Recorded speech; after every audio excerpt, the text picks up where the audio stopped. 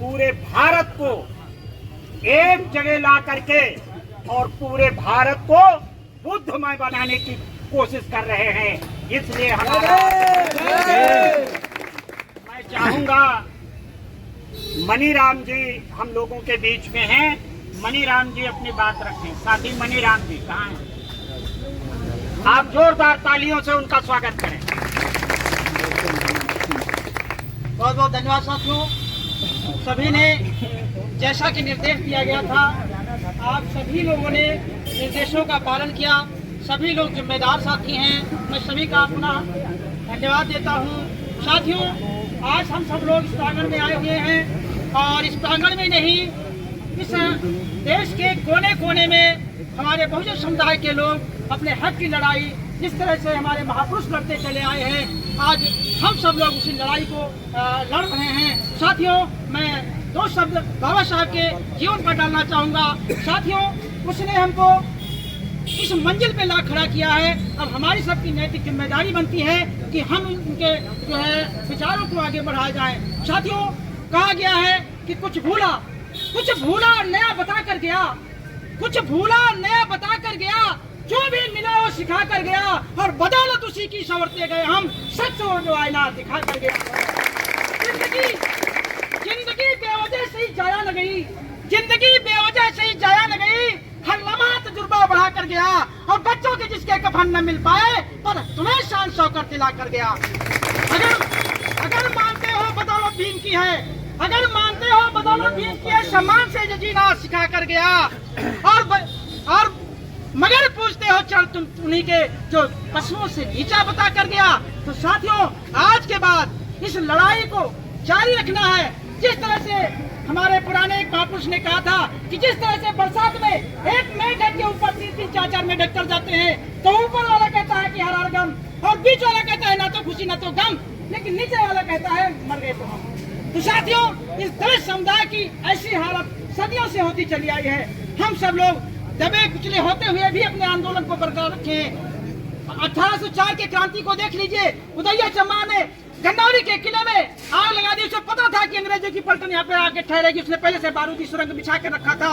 जैसे ही पलटन उसमें ठहरी, उसने तुरंत धमाका देने का काम किया। आजादी की सारी लड़ाई हमारी दलित और पिछड़ों ने लड़ी है। साथियों, इसी तरह से हम सबको लड़ाई लड़ना होगा और जानना होगा कि हमारे महापुरुषों की विचारधारा क्या है, ये लोग कैसे खत्म करेंगे। कहा गया है कि सत्ता जो है जुल्मी कितना जुल्म करेगा, जुल्मी कितना जुल्म करेगा सत्ता के गलियारों से, और चप्पा चप्पा जुल्म गूंज उठेगा। जय भीम, जय भारत। धन्यवाद मनीराम जी। युवा साथी के जितने वक्ता लोग हैं वो जोश भर रहे हैं लगातार आप लोगों के अंदर। साथियों, मैं यहाँ जो LIU के लोग हों या प्रशासन के जो लोग हैं, उनसे ये आग्रह है कि 2-3 साथी और बात रखेंगे और उसके बाद SDM को हम लोग यहीं पर ज्ञापन देंगे। तो यहीं पर बुला लेंगे और हम लोग यहीं पर ज्ञापन उनको दे देंगे। और अभी जरा एक बार मेरे ख्याल से नारा लग जाए और उसके बाद फिर संदीप जी अपनी बात रखेंगे और RP भार्गव जी जो यहाँ के वरिष्ठ एडवोकेट हैं वो अपनी बात रखेंगे। इनकलाब जिंदाबाद, जिंदाबाद, जिंदाबाद, इनकलाब जिंदाबाद, जिंदाबाद, जिंदाबाद। साथी नहीं, हर जिले, हर तहसील, हर शहर में धरना प्रदर्शन कर रहे हैं। शांतिपूर्ण से हम अपना धरना प्रदर्शन अपनी मांगे पूरी करवा रहे हैं। साथियों, जिसके बारे में हमें ज्यादा कुछ नहीं कहना है, उदाहरण आपके सामने है, लेकिन मैं आप सबको ये बता दूं कि लुटते हुए समाज को देख के जो खून खौला नहीं, ऐसे खून की रवानी किस काम की, और कर्ज महापुरुषों का चुकाए बिना चली जाए, तो बताओ साथियों, ऐसी तुम्हारी जवानी किस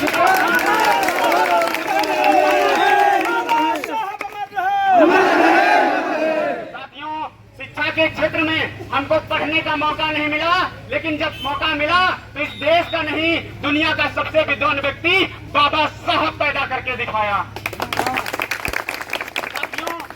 दंगाई की अगर बात की जाए तो जलियांवाले बाग में 6,500 लड़के मारे गए थे, लेकिन उनका बदला लेने के लिए किसी का खून नहीं खोला। खून खोला तो तुम्हारे शहीद उधम सिंह का खून खोला, जिसने जनरल डायर के सीने में गोली मारी। साथियों, नेताओं की नेता, सबसे अच्छी डिक्टेटर बहन कुमारी मायावती को पैदा करके दिखाया। साथियों, मानवर कांसी राम साहब को पैदा करके दिखाया। साथियों, बहुजन समाज में न जाने कितने महापुरुष हमारे पैदा हुए, लेकिन मानवता का संदेश दिए। साथियों, आप सबसे मैं यही कहना चाहूंगा, आज ये हक की, अपने हक की लड़ाई नहीं है। ये कोई अगर कहे किसी एक जाति विशेष के लोग बाबा साहब को मानते हैं।